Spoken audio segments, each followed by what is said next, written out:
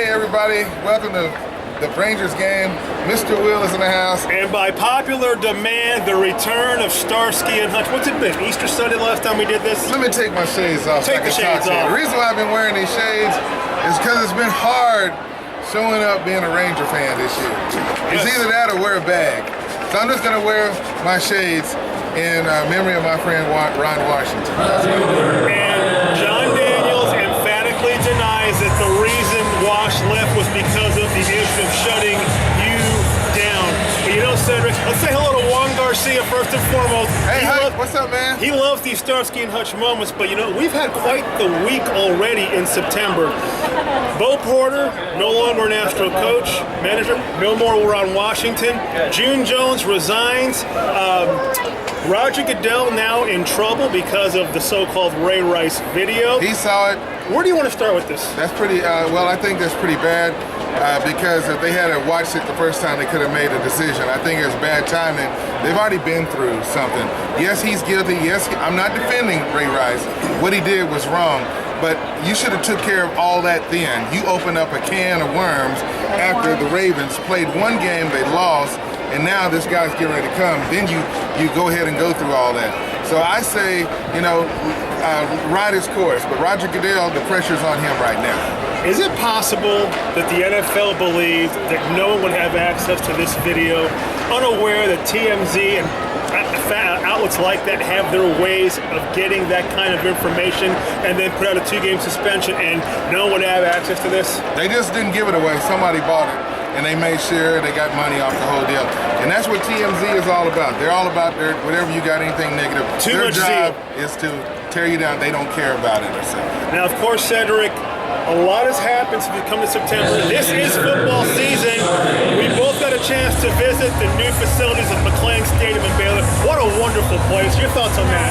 Man, let me tell you something. Me and Charles Boyd, we went down there. We was able to hang out with RG3. Great place for some great college football. Well, we were trying to figure out who was the best team in the state of Texas. Was it Texas? No.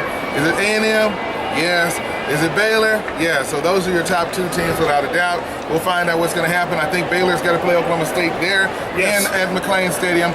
Luckily, Baylor has to go to Norman to play Oklahoma there. So, you know, Actually, Oklahoma will play. Right. Yes, what you're saying. I'm thinking something else. Go ahead. Right, well, that's what's going to happen. But they got a great facility there. The way it works for Baylor, if it can be done, they will get it done. The question is, how much does it cost? We'll get it done. Anybody that can pull out a toy they have this machine down there that goes over the turf. I've never seen anything like it before that cleans everything, so we want to commend them. But it's going to be a great season. The question is, who's going to go undefeated in the Big 12? I say they'll all knock each other out. The conference has got a problem, is the Big 10, after what happened last week. And while we're on that note, you were at UNT Apogee Stadium last week. I'm going to finally get to go tomorrow night. I have not been there since an October 30th game, 2003, when Lincoln Kennedy had 4 sacks in a game against Troy State at Old Fouts Field. What is Apogee Stadium like, Cedric? It's really nice. They got a good chance. I say they'll probably win 8 ball games this year. Maybe lose 3. They'll go to a bowl game. They'll do pretty good. But I tell you, Dan McCarthy is a great coach. He's got some great things going on. I believe one of the players got in trouble on Saturday night. Yes. And guess what he did? He benched him, sit him down, enough said, no questions. That player knows he had to apologize to the team and make sure they get it right. He's got their program under control. So I want to say thank you to the Mean Green North Texas Eagles for hooking us up.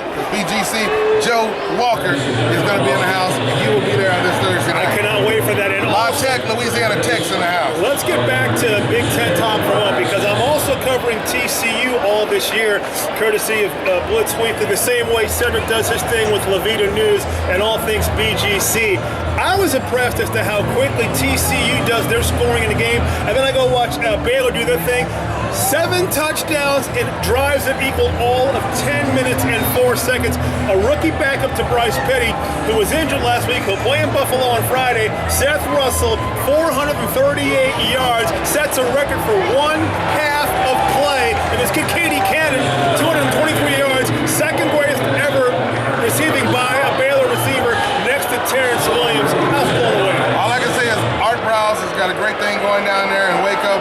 So we'll be watching them. And as they say, sick 'em Bears. 3 games in 13 days. Now TCU takes on Minnesota this week. A reunion of sorts. Let's go old school now, Cedric, because Jerry Kill, one-time coach at TCU and Minnesota, and also he was part of Gary Patterson's wedding back in the day. They're both from Kansas. There's some history there. Gary Patterson, 8-1, coming off a bye. His last 2 Big Ten meetings have been in bowl games, including a game of the 2011 Rose Bowl when they beat J.J. Watt in Wisconsin 21-19. Last regular season Big Ten game, remember this game? Northwestern, 2002, 48-45, double overtime victory in Fort Worth. You got that right. Mr. Will, can we close out and talk about your Dallas Cowboys? Absolutely. I'm going to tell you this. I want to hold up my hand. I first gave the Cowboys 5 wins, but I'm going to change that. 4. And I'm saying 4 games that the Cowboys don't win in the month of September.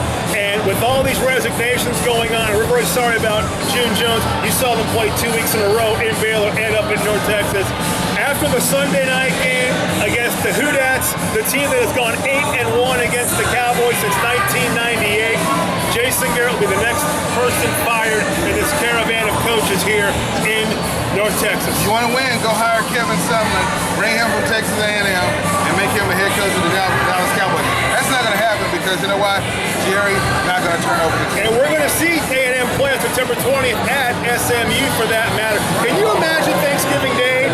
You with LSU and A&M, myself with TCU and Texas, and then all the Cowboy Nation with the Eagles and the Cowboys on November 27th. Where do you go? Where do you choose? That's right. Well, I'm going to go with the Aggies. I'm going with them. That's what I'm with. I'm sorry. Suffice to say, lots of stuff going on with sports. Not to mention the Dallas Stars starting training camp next week. Media days with the Mavericks in 3 weeks. We got it covered on BGC Sports America. That's right. And Friday Night Football, check us out. Our game of the week. Kennedale Wildcats versus the Dunbar Wildcats. And you can be sure to follow us out. Be sure to check us out here on the Big Game Christian Sports Network. Feel that sense to anoint when you've got Cedric Bailey and Charles Boyd ready to anoint. Juan Garcia, you wanted your Starsky and Hutch moment, you got it. Signing off. Let's walk out of here.